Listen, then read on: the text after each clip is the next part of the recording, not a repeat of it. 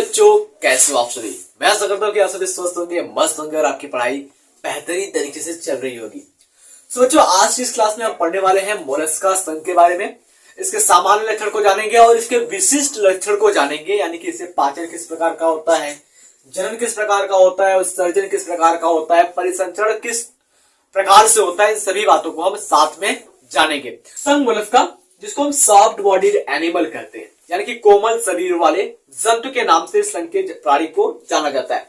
अब बात यह आती है कि जो मोलस्का शब्द है, ये मोलस्का शब्द का मतलब क्या होता है, ये शब्द लिया कहां से गया है।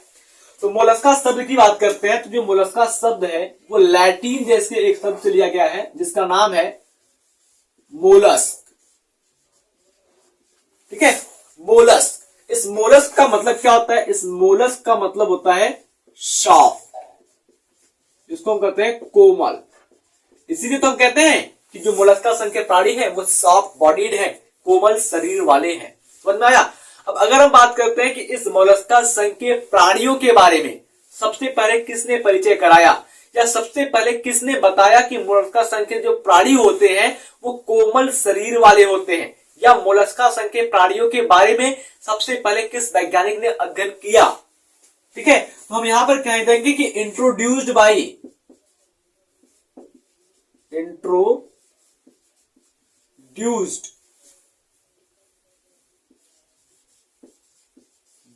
या भी कह सकते हैं कि मोलस्का संघ का इंट्रोडक्शन किसने कराया, तो नाम है एरिस्टोटल।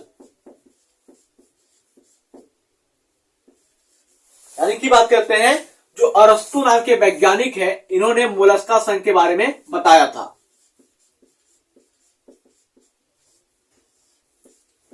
उसके बाद अगर हम बात करते हैं जो अरस्तु ने बताया मोलस्का संघ के प्राणियों के बारे में, उन प्राणियों को संघ मोलस्का के अंदर किसने रखा, यानी कि हम कह सकते हैं कि जो मोलस्का संघ की स्थापना है उसे किसने किया, मोलस्का संघ का स्टेबलाइजेशन किसने किया, तो नाम है जॉनस्टन। जॉनस्टन नाम के वैज्ञानिक है जिन्होंने 1650 ईस्वी में मोलस्का संघ की स्थापना की। यानी कि बात करते हैं यहां पर मोलस्का संघ की स्थापना, मोलस्का संघ की स्थापना, मोलस्का संघ की स्थापना की बात करते हैं तो कौन है, जॉनस्टन।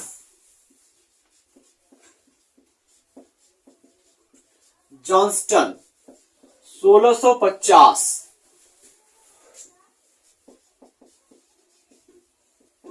किया। ठीक है, जॉनस्टन ने किया था। कब किया था, 1650 ईस्वी में किया था। बात समझ में आया।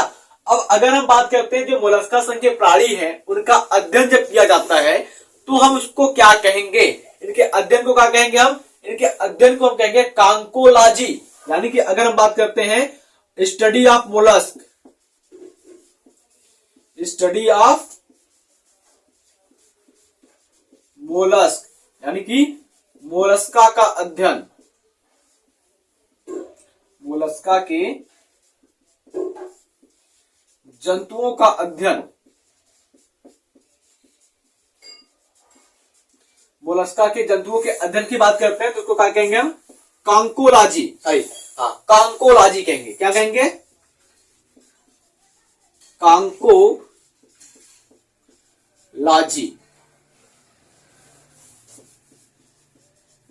कांकोलॉजी नाम देंगे। समझ में आया भाई। आगे अगर हम बात करते हैं इस मोलस्का संघ के अंदर कितने जातियां हैं, कितने जातियों को इसके अंदर रखा गया है, तो अगर हम बात करते हैं नंबर ऑफ स्पीसीज, जातियों की संख्या कितनी है, number of species, number of species in Mollusca, यानी कि बात करते हैं मोलस्का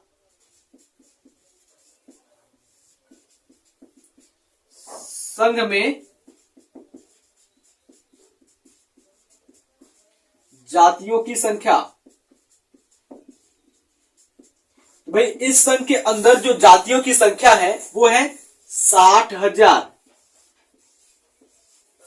जातियां।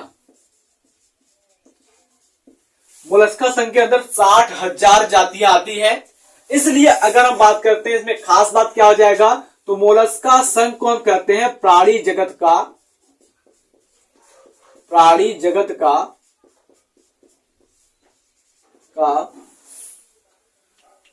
दूसरा सबसे बड़ा संघ। दूसरा सबसे बड़ा संघ। दूसरा सबसे बड़ा संघ कहते हैं। और पहला सबसे बड़ा संघ कौन सा है? तो पहला जो सबसे बड़ा संघ है वो है आर्थ्रोपोडा। तो आर्थ्रोपोडा के अंदर 9 लाख जातियों को रखा गया है, इसलिए इसको कहते हैं प्राणी जगत का सबसे बड़ा संघ। और मोलस्का को कहते हैं प्राणी जगत का दूसरा सबसे बड़ा संघ। क्यों? क्योंकि इसके अंदर 60,000 जातियों को रखा गया है। बात समझ में आया? 60,000 जातियों को रखा गया है, जिस वजह से इसे हम कहते हैं दूसरा सबसे बड़ा संघ। इतनी बातें समझ में आई? स्पष्ट हुआ? तो आप इसका फटाक से स्क्रीनशॉट लीजिए, उसके बाद आगे की बातों को हम आपको समझाते हैं।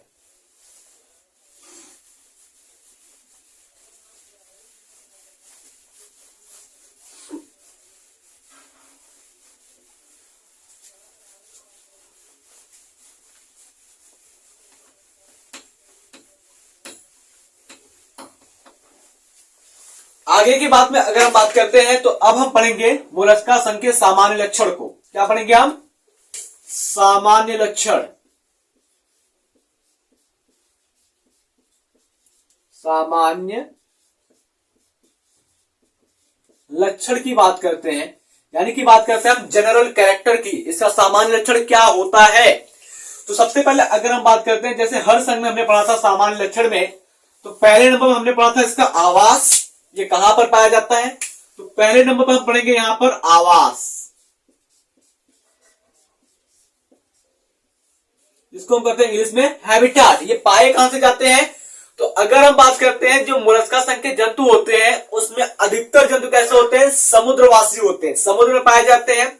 कुछ अलवणीय जल, यानी कि आपके जो तालाब का जल होता है वहां पर, जो गड्ढे का जल होता है वहां पर पाए जाते हैं। और इसमें से कुछ ऐसे होते हैं जो नम मिट्टी के अंदर पाए जाते हैं। तो इसका मतलब क्या हो जाएगा कि अधिकांशतः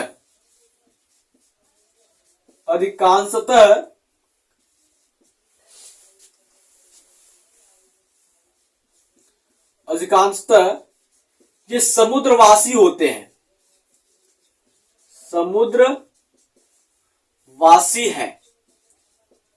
ठीक है? कुछ इसमें से भी क्या है? कुछ अलवणीय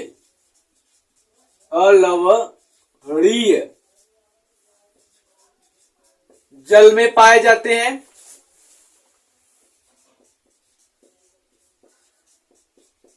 अलवणीय जल में पाए जाते हैं। फिर इसके बाद अगर हम बात करते हैं तो इसमें से कुछ जो होते हैं, कुछ नम मिट्टी में भी पाए जाते हैं।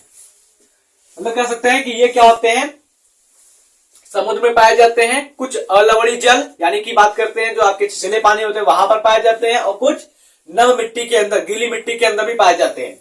उसके बाद अगर हम बात करते हैं दूसरे नंबर की, तो दूसरे नंबर पर आता है आपका यहां पर समिति, जिसको हम कहते हैं सिमेट्री। इसकी सिमेट्री कैसी होती है भाई? तो अगर हम बात करते हैं समिति के आधार पर जीवों को हमने 3 भागों में बांटा था। कौन सा? असमिति, अरिसमिति और द्विपार्श्व समिति। तो यहां पर अगर हम बात करते हैं जो प्राणी होते हैं इस संघ के प्राणी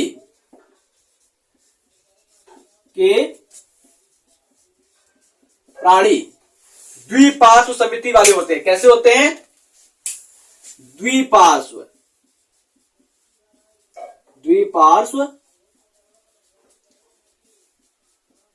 समिति वाले होते हैं।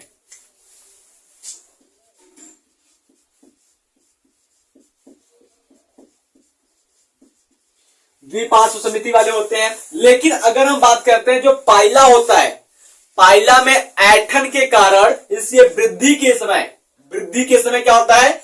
वयस्क इसका असमिति हो जाता है, यानी कि एरेडियल हो जाता है। लेकिन पाइला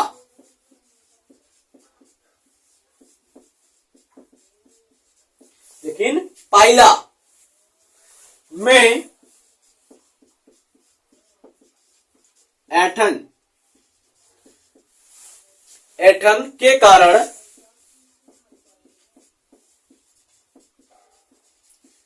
वृद्धि के समय, पाइला में ऐंठन के कारण वृद्धि के समय वयस्क, कौन, इसका जो वयस्क होता है, वयस्क असम्मिति हो जाता है,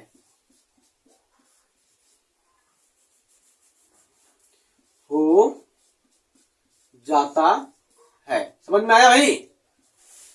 इसका जो वयस्क होता है वो ऐंठन के कारण क्या हो जाता है, असमिति हो जाता है। उसके बाद अगर हम बात करते हैं इसमें तीसरा नंबर क्या आ जाएगा, तीसरे नंबर पर बात करते हैं तो यहां पर आ जाएगा शरीर का संगठन।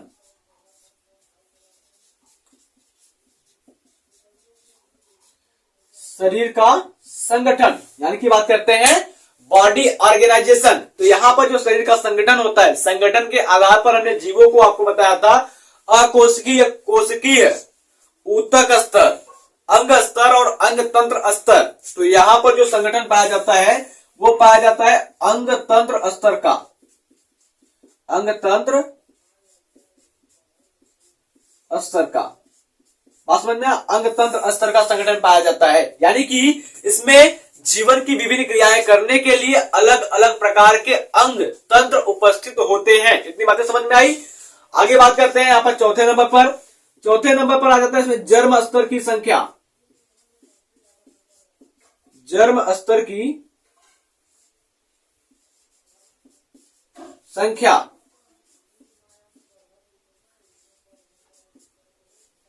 जर्म स्तर की संख्या की बात करते हैं तो यहां पर जर्म स्तर कैसा होता है, हमने आपको बताया था कि जर्म स्तर के आधार पर जो जीव होते हैं वो दो प्रकार के होते हैं। एक कौन सा, द्विकोरकी, दूसरा क्या होता है, त्रिकोरकी।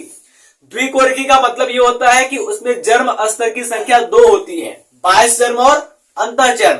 त्रिकोरकी में तीन जर्म स्तर पाए जाते हैं, बाह्य, मध्य और अंतः। तो मोलस्का संघ के जो प्राणी होते हैं यहां पर तीन जर्म स्तर पाए जाते हैं, इसलिए इसको हम क्या कहेंगे, त्रिस्तरीय या त्रिकोरकी, त्रिस्तरीय या त्रिकोरकीय,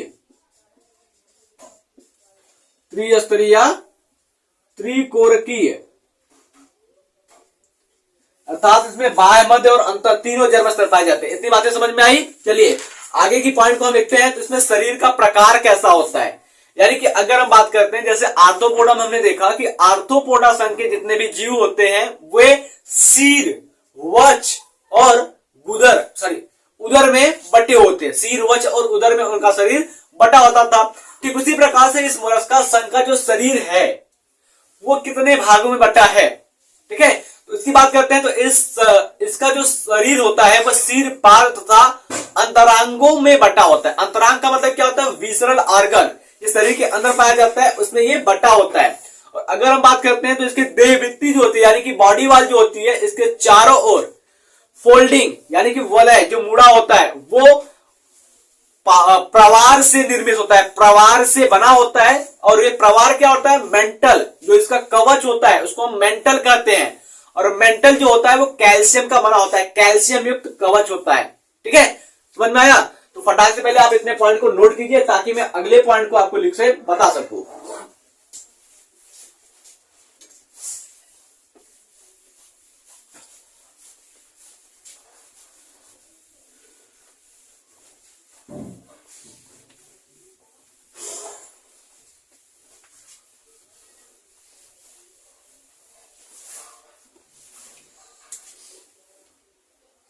पांचवा नंबर है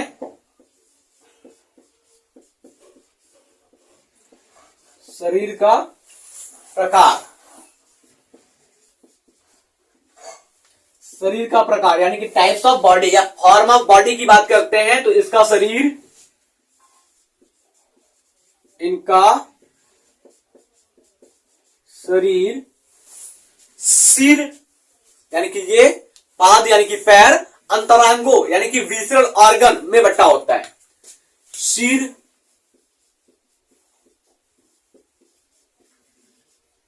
पाद तथा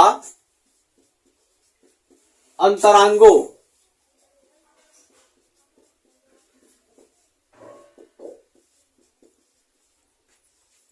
विसरल ऑर्गन में बटा होता है। ठीक है, विसरल ऑर्गन में बटा होता है।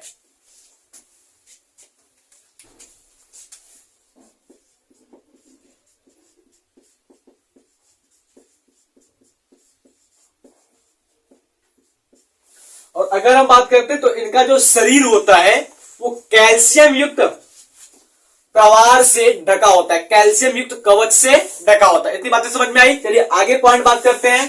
तो अगला पॉइंट क्या हो जाएगा यहां पर, देह भित्ति,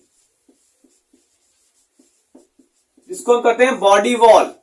ये बॉडी वॉल क्या होता है भाई, इसमें क्या होता है, एक स्तरीय बाह्य त्वचा यानी कि सिंगल लेयर एपिडर्मिस पछमाभ युक्त होती है। यानी कि एक स्तरीय जो बाह्य त्वचा होती है वो क्या होती है, पछमाभ युक्त। पछमाभ का मतलब क्या होता है, सीलिया। जैसे अगर हम बात करते हैं ये कोई जीव हो गया, ठीक है, इसमें क्या होता है, छोटे छोटे रोम के जैसी संरचना पाई जाती है जिसको हम सीलिया कहते हैं, पछमाभ उसी को कहते हैं। ठीक है, और पेशियां कैसी होती है, रेखित होती हैं और वो समूह में होती हैं। तो अगर हम कहें तो इसमें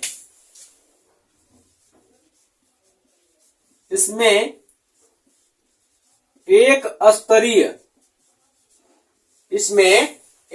स्तरीय बाह्य त्वचा, जिसको हम कहते हैं सिंगल लेयर्ड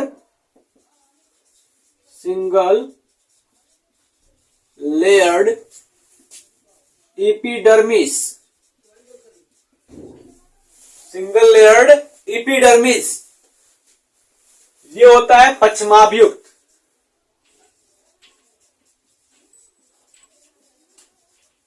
यानी कि सिलिएटेड होता है। पेशी कैसी होती है, रेखित होती है। पेशियां रेखित तथा समूह में होती है। पेशियां रेखित तथा समूह में होती है। बात समझ में आई। चलिए आगे की पॉइंट को बात करते हैं। तो अगले पॉइंट में आ जाता है आपका देह गुहा। देह गुहा की बात करते हैं तो देह गुहा इसमें उपस्थित होता है। देह गुहा के आधार पर जीवों को 3 भागों में बांटा गया है, अगुही, कूटगुही और प्रगुही। तो यहां पर देह गुहा पाया जाता है तो ये क्या हो जाएगा, प्रगुही हो जाएगा। लेकिन अगर हम बात करते हैं तो शरीर के सभी अंग में देह गुहा पाया जाता है, जी नहीं, शरीर के सभी अंगों में देह गुहा नहीं पाया जाता है। यह पाया जाता है हृदय के चारों तरफ, उत्सर्जी अंगों के पास और जननांगों में पाया जाता है। केवल 3 जगहों पर, हृदय के चारों तरफ, उत्सर्जी अंग में और जननांगों के पास। ठीक है, तो अगर हम बात करते हैं 7वें नंबर पर देह गुहा की, देह गुहा जिसको हम कहते हैं बॉडी कैविटी या बॉडी स्लोम की बात करते हैं, तो इसमें गुहा पाया जाता है, गुहा उपस्थित होता है। ठीक है, अब अगर आप इसमें जोड़ना चाहते हैं तो नोट करके आप लिख सकते हैं। यहां पर नीचे लिखूं मैं, नोट करके लिखूं मैं, तो गुहा पाया कहां जाता है, गुहा कहां पाया जाता है, हृदय के चारों तरफ। ठीक है, तो गुहा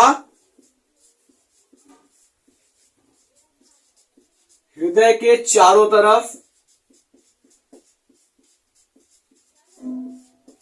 उसके बाद उत्सर्जन अंगों में,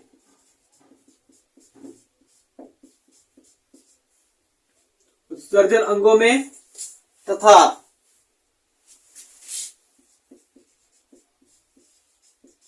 जननांगों में। क्या पाए जाते हैं, जननांगों में।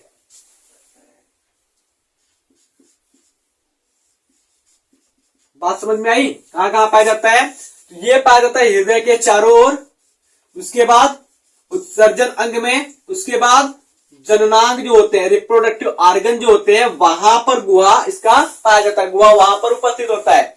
अगले पॉइंट की बात करते हैं तो यहाँ पर गमन कैसे होता है, यानी कि अगर हम बात करते हैं लोकोमोशन की, ये एक स्थान से दूसरे स्थान तक कैसे जाते हैं, तो यहाँ पर गमन हेतु मांसल तथा पेशीय पाद अधर स्तर पर स्थित होता है, यानी कि इनका जो पैर होता है वो मांसल होता है, मांसपेशियों का बना होता है, और वो भी क्या होता है नीचे वाले हिस्से पर उपस्थित होता है। अब इस पैर के द्वारा ये रेंगते हैं, तैरते हैं और बिल बनाते हैं। बिल यानी कि होल, बरों की निर्माण करते हैं। तो अगर हम बात करते हैं 8वें नंबर पर, यहां पर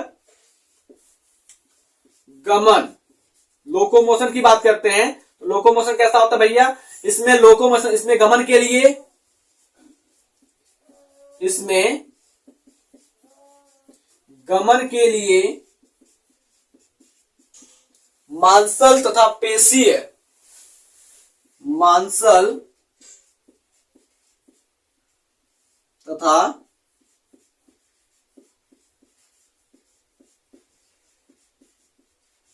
पेशीय पाद पाया जाता है। और ये क्या क्या करते हैं भैया, इसमें गमन के लिए यानी कि चलने के लिए, तैरने के लिए, रेंगने के लिए और बिल बनाने के लिए मदद करते हैं। तो मैं ऐसा करता हूं कि इतनी पॉइंट आपको अच्छे से समझ में आ गई होगी, तो फटाक से आप इन पॉइंटों को नोट कीजिए ताकि अगले पॉइंट को मैं आपको बता सकूं।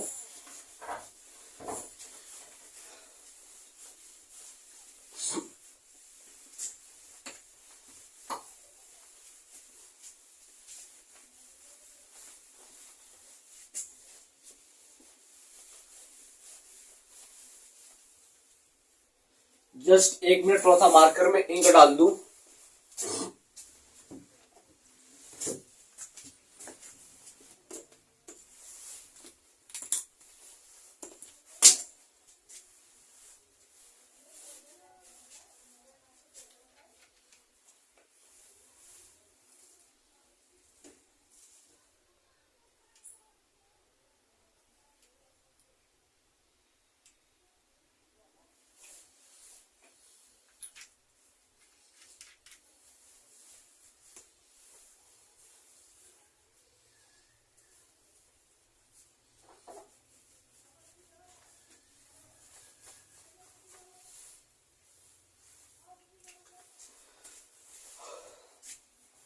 गमन तक हमने देख लिया। अब अगले पॉइंट की बात करते हैं, तो अगले पॉइंट में हम पढ़ेंगे जो हमारा नंबर 9 का है, पाचन तंत्र,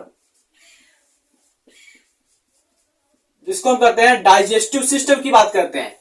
इसमें डाइजेस्टिव सिस्टम होता कैसे है, तो अगर हम बात करते हैं पाचन तंत्र में आहार नाल जो होता है वो या तो सीधा होगा, या फिर यू के आकार का होगा, या फिर कुंडलित होगा, और इसमें भोजन चबाने के लिए मुख गुहिका में एक विशेष प्रकार का अंग पाया जाता है जिसको हम रेडुला के नाम से जानते हैं। तो अभी हम बात करते हैं इसमें पाचन तंत्र की, तो इसमें पाचन तंत्र कैसा होता है, इसमें पाचन तंत्र, इसमें पाचन तंत्र सीधा सीधा हो सकता है। दूसरी नंबर पे क्या हो सकता है, इसमें पाचन तंत्र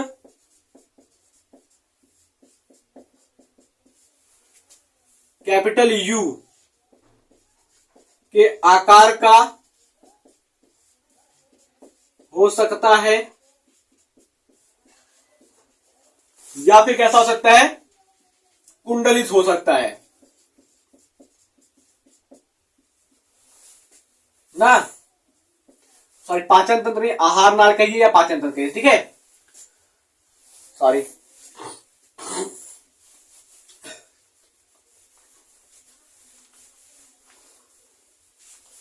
देखिए, अगर हम बात करते हैं पाचन तंत्र की, तो यहां पर जो आहार नाल होती है वो सीधा हो सकती है, या यू के आकार का हो सकता है, या कुंडलित हो सकता है।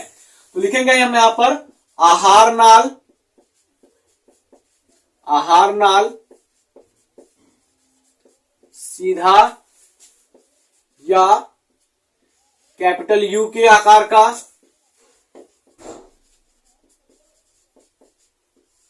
आकार का या कुंडलित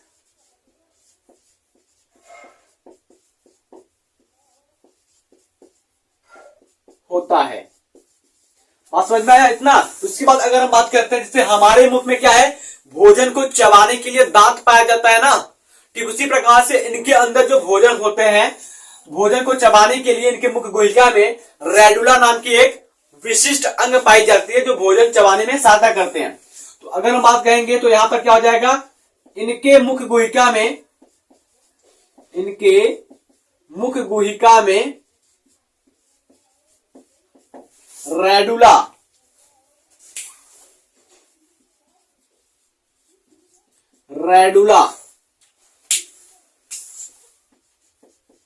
नामक विशिष्ट अंग भोजन चबाने में सहायता करता है। भोजन चबाने में सहायता करता है।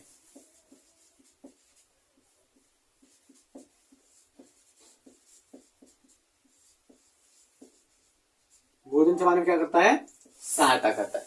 बात समझ में आया इतना? चलिए अगर हम अगले पॉइंट की बात करते हैं, इसमें 10वां नंबर जो आ जाता है वो हो जाता है श्वसन। ठीक है, इसको हम कहते हैं रेस्पायरेशन। किस प्रकार का होता है इसमें श्वसन किस प्रकार का होता है? चलिए अगर हम बात करते हैं इनके अंदर श्वसन की, तो श्वसन जो होता है इसमें क्लोम या फुसफुस के द्वारा होता है। कैसे होता है श्वसन?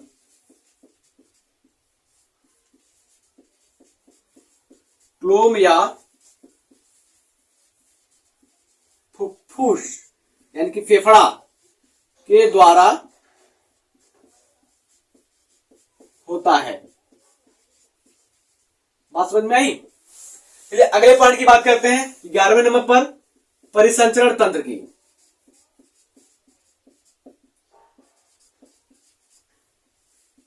परिसंचरण तंत्र, परिसंचरण तंत्र की बात करते हैं तो इनमें जो परिसंचरण तंत्र होता है वो खुला परिसंचरण तंत्र पाया जाता है, सिवाय संघ का मोलस्का के एक वर्ग को छोड़ दीजिए जिसका नाम है सिफेलोपोडा। सिफेलोपोडा संघ को छोड़ करके मोलस्का संघ के सभी प्राणियों में खुला परिसंचरण तंत्र पाया जाता है। समझ में आया? तो अगर हम बात करते हैं परिसंचरण तंत्र की, तो मोलस्का संघ के मोलस्का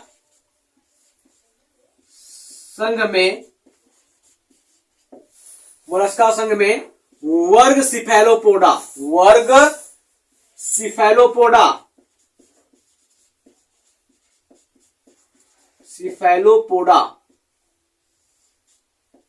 को छोड़कर, वर्ग सिफेलोपोडा को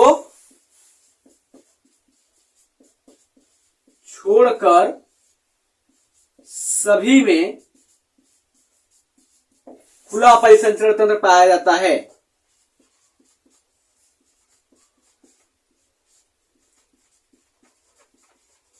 खुला परिसंचरण तंत्र पाया जाता। Is this clear? यानी कि बात करते हैं जो वर्ग सिफेलोपोडा है, इस वर्ग सिफेलोपोडा के अंदर क्या होता है, बंद परिसंचरण तंत्र पाया जाता है। उसके बाद अगर हम बात करते हैं जो इनका रुधिर होता है वो रंगहीन होता है या फिर हीमोसाइनिन नामक श्वसनीय वर्णक के कारण नीला या हरे रंग का दिखाई देता है। यानी कि अगर हम बात करते हैं तो इनका रुधिर कैसा होता है, रुधिर रंगहीन होता है, रंगहीन होता है, अथवा कह सकते हैं हीमोसाइनिन श्वसनीय वर्णक के कारण, हीमोसाइनिन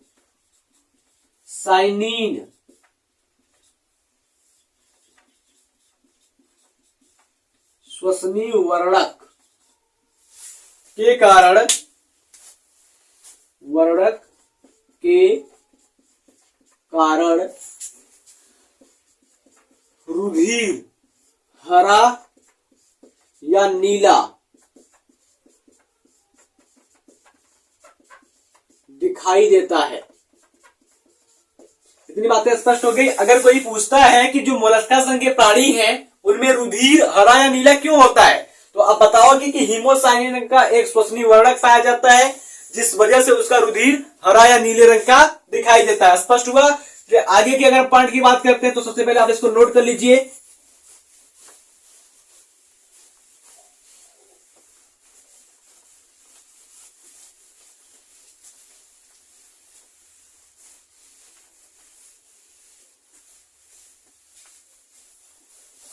अगर हम बात करते हैं 12वें नंबर पर, जिसको हम कहते हैं उत्सर्जन तंत्र। उत्सर्जन तंत्र की बात करते हैं तो यहां पर उत्सर्जन तंत्र बहुत सारे होते हैं। कौन कौन सा, तो उसका नाम डाल लीजिए। तो यहां पर अगर हम उत्सर्जन तंत्र की बात करते हैं,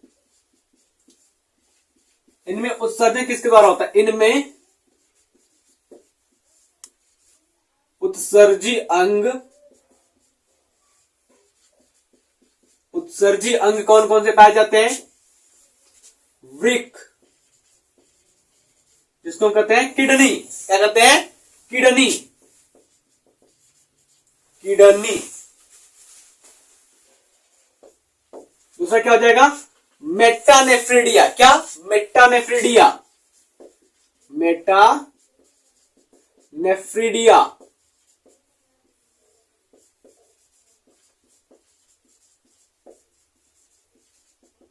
मेटानेफ्रिडिया। उसके बाद अगला क्या हो जाएगा इसमें? अगला जो होता है वो होता है बेजेसन अंग। ठीक है, बोजेसन अंग, बोजेसन नहीं, बोजेनस अंग।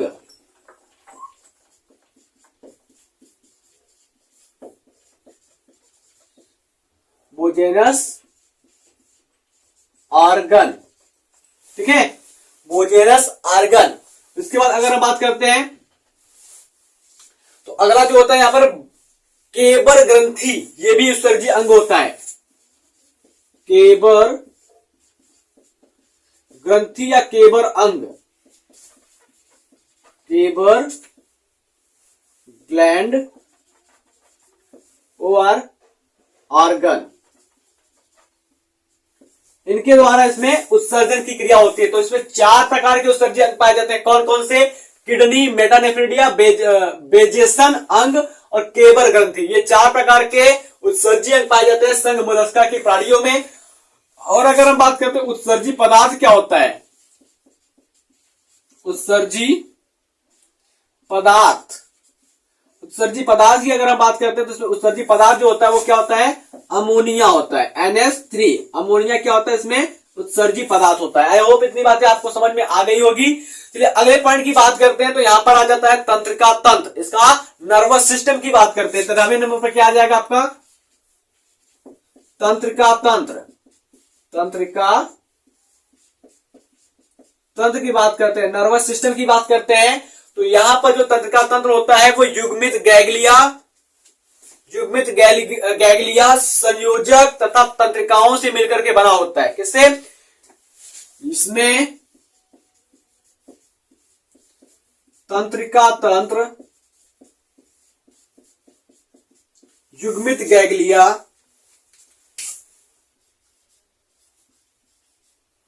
युग्मित मैंने गलत लिख दिया है।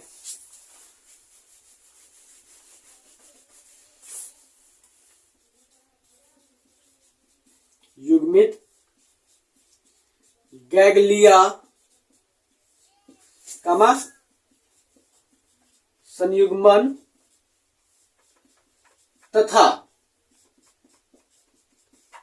तंत्रिका का बना होता है, का बना होता है। इतनी बातें समझ में आई? यानी कि इसमें जो तंत्रिका तंत्र होता है कैसा बना होता है? युग्मित गैग्लिया का, संयुग्मन का तथा तंत्रिकाओं से मिलकर के तंत्रिका तंत्र का निर्माण होता है। इतनी बातें स्पष्ट समझ आ गई। चलिए अगर हम बात करते हैं अगले नंबर पर, तो अगले नंबर पर यहां पर आ जाता है संवेदी अंग। संवेदी अंग यानी कि बात करते हैं सेंस ऑर्गन। जैसे हमारे पास सेंस ऑर्गन होते हैं आंख, कान, नाक, जीभ, त्वचा, ठीक उसी प्रकार से इस मोलस्का संघ के प्राणियों में भी कुछ संवेदी अंग पाए जाते हैं जिनके द्वारा बाहर होने वाले यानी कि इनके शरीर के बाहरी वातावरण में होने वाले परिवर्तनों का पता चलता है। इसमें अगर हम बात करते हैं संवेदी अंग कौन कौन से पाए जाते हैं, तो यहां पर संवेदी अंग जो होता है वो नेत्र यानी कि आंख, उसके बाद बात करते हैं तो स्टेटोसिस्ट, और बात करते हैं तो ऑस्फेडियम, ये इसमें उत्सर्जी अंग उपस्थित, इसमें संवेदी अंग उपस्थित होते हैं। नेत्र, स्टेटोसिस्ट,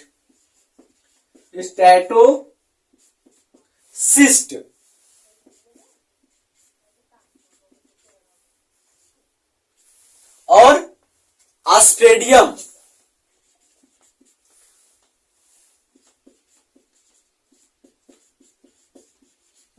ऑस्ट्रेडियम नामक संवेदी अंग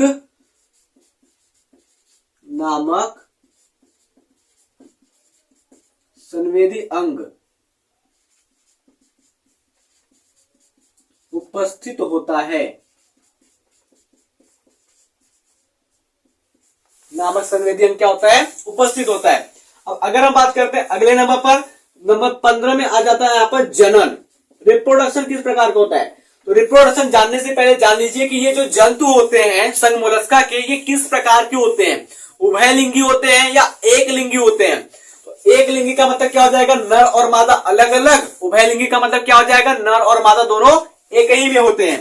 तो अगर हम बात करते हैं जनन कैसा होता है, तो जनन से पहले जान लीजिए ये क्या होते हैं, ये एक लिंगी होते हैं, ये एक लिंगी यानी कि बात करते हैं ये यूनिसेक्सुअल होते हैं, ये यूनिसेक्सुअल होते हैं तथा लैंगिक जनन यानी कि सेक्सुअल रिप्रोडक्शन करते हैं।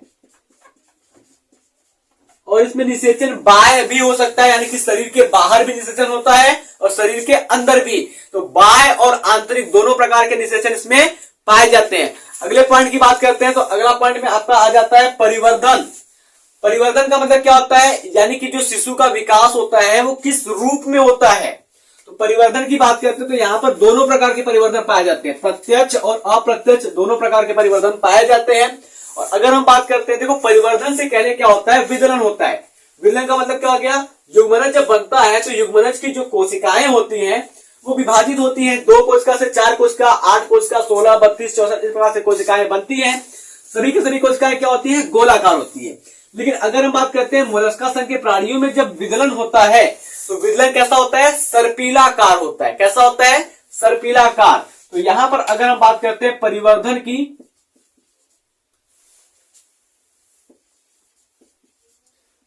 जिसको हम डेवलपमेंट करते हैं, और ये क्या आपका नंबर 16 है। ठीक है, परिवर्धन कैसा होता है, परिवर्धन से पहले अगर बात करते हैं तो यहां पर विदलन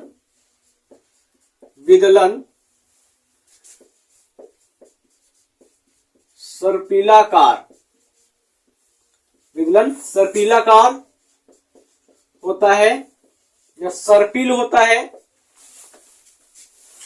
तथा परिवर्धन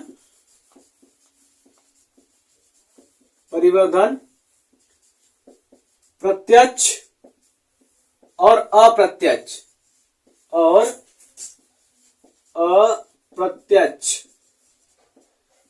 प्रत्यक्ष और अप्रत्यक्ष दोनों होता है।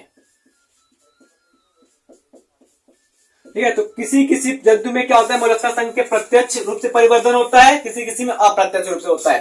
अब अगर आपकी बात करते हैं आखिरी पॉइंट में, तो आखिरी 17वें नंबर पे बात करेंगे तो यहां पर आ जाएगा उदाहरण। तो अगर आप ये 17 पॉइंट लिखते हैं अपने परीक्षा में तो भैया आपके परीक्षा के जो सर जी हैं वो खुश हो जाएंगे और आपको अच्छा सा नंबर देंगे। उदाहरण की बात करते हैं तो क्या आ जाएगा यहां पर, यूनियो हो गया आपका इसका उदाहरण। उसके बाद क्या करेंगे यहां पर, पाइला। उसके बाद घोंघा। उसके बाद अगर हम बात करते हैं शंख, सीपी आदि क्या है, इस संघ के उदाहरण है। तो मैं आशा करता हूं कि जितनी भी बातें मैंने आपको बताया है वो अच्छे से आपको समझ में आया होगा और हर एक पॉइंट आपके लिए महत्वपूर्ण है किसी भी पॉइंट को बिना छोड़े आप सभी पॉइंट को पढ़िए। बहुत ज्यादा नहीं है, 17 पॉइंट है। इस 17 पॉइंट को मैंने अच्छे से आपको बताने की और समझाने की पूरी कोशिश की है। अगर कोई दिक्कत है, थोड़ा सा भी अगर डाउट है, तो आप कमेंट बॉक्स में अपने डाउट या अपने क्वेश्चन को कीजिए। मैं वहां पर आपको जवाब देने की कोशिश करूंगा। और मिलते हैं आपसे अगले